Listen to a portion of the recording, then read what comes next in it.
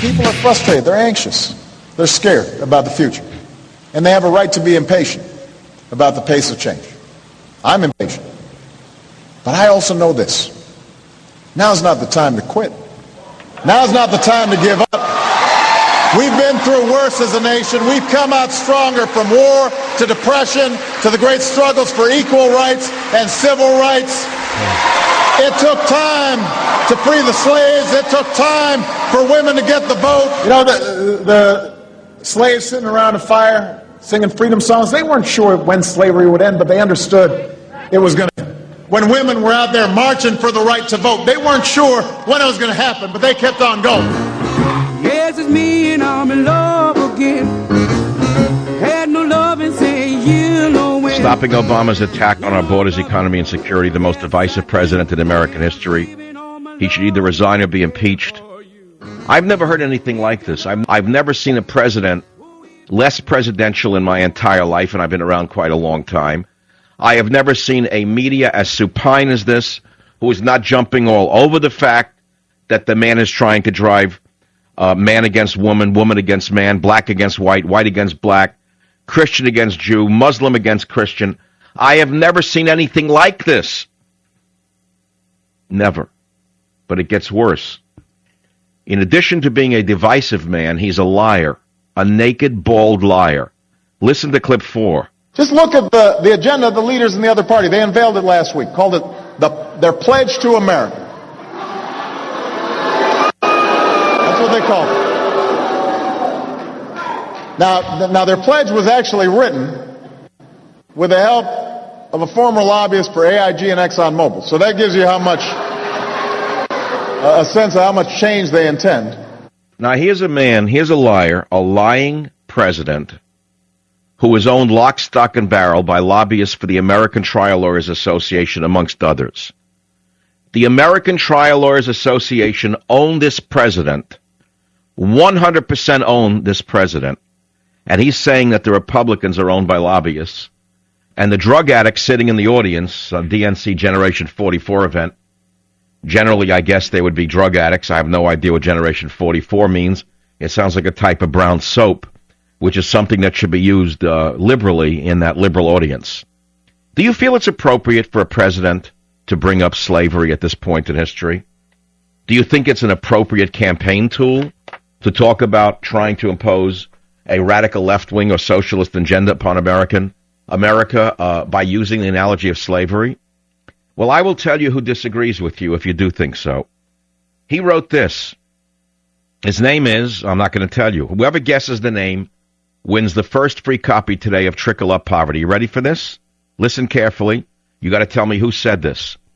Quote, I am afraid that there is a certain class of race problem solvers who don't want the patient to get well, because as long as the disease holds out, they have not only an easy means of making a living, but also an easy medium through which to make themselves prominent before the public.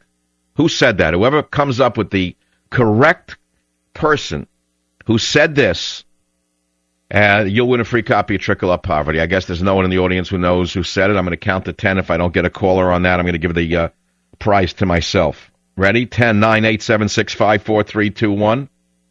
You don't know who said that? You don't know who said that?